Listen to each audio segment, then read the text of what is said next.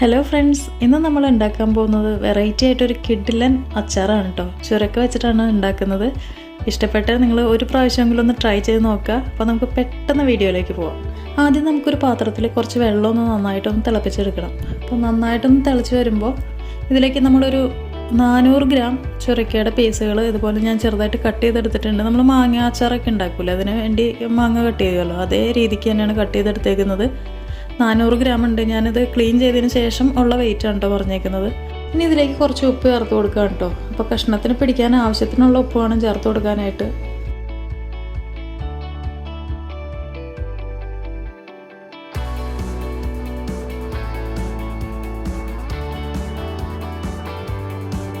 അതിനുശേഷം നന്നായിട്ടൊന്ന് തിളച്ച് വരുമ്പോൾ നമ്മൾ സ്റ്റൗ ഓഫ് ചെയ്യുക. എന്നിട്ട് ഒരു അരിപ്പയിലേക്ക് ഇതൊന്ന് കോരി മാറ്റാം.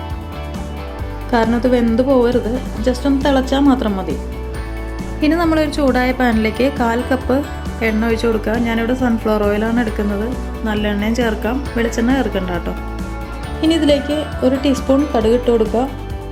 അതൊന്ന് പൊട്ടി വരുമ്പോൾ അതിലേക്ക് 2-3 വറ്റൽമുളക് മുറിച്ചതും കൂടെ ഇട്ട് കൊടുക്കുക. കുറച്ച് കറിവേപ്പില, 1 കഷ്ണം ഇഞ്ചി ചെറുതായിട്ട് അരിഞ്ഞത്, 4 പച്ചമുളക് ചെറുതായിട്ട് അരിഞ്ഞത്, 5 വെളുത്തുള്ളിയും കൂടെ ചെറുതായിട്ട് അരിഞ്ഞത് ചേർത്ത് കൊടുക്കുക. എന്നിട്ട് നന്നായിട്ടൊന്ന് മൂപ്പിച്ചെടുക്കുക.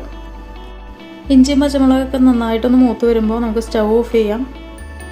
ഇതിലേക്ക് നമ്മൾ എടുത്ത് വെച്ചിരിക്കുന്ന 1/4 ടീസ്പൂൺ മഞ്ഞൾപ്പൊടി, 3 tablespoon Kashmiri chilli powder, 1.5 tablespoon കായത്തിൻ്റെ പൊടിയും കൂടെ ചേർക്കുക. നന്നായിട്ടൊന്ന് മിക്സ് ചെയ്തതിന് ശേഷം സ്റ്റൗ വീണ്ടും ഒന്ന് ഓൺ ചെയ്യുക. ലോ ഫ്ലെയിമിൽ ഇട്ടാൽ മതി. പൊടികളും കൂടെ നന്നായിട്ടൊന്ന് മൂത്ത് വരുമ്പോൾ ഇതിലേക്ക് നമ്മളൊരു 1/2 കപ്പ് വിനാഗിരിയും കൂടെ ഒഴിച്ചു കൊടുക്കുക.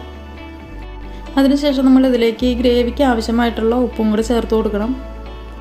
ഉപ്പ് ചേർക്കുമ്പോൾ കുറച്ച് കൂടുതൽ ചേർത്ത് കൊടുക്കുക കേട്ടോ. സാധാരണ നമ്മൾ കറികൾക്കൊക്കെ ഇടുന്ന പോലെയല്ല, അച്ചാറാകുമ്പോൾ അത്യാവശ്യം ഉപ്പ് വേണം. എന്നിട്ട് ഈ വിനാഗിരിയും കൂടെ നന്നായിട്ടൊന്ന് തിളച്ച് വരുമ്പോൾ നമ്മൾ സ്റ്റൗ ഓഫ് ചെയ്ത് കൊടുക്കുക.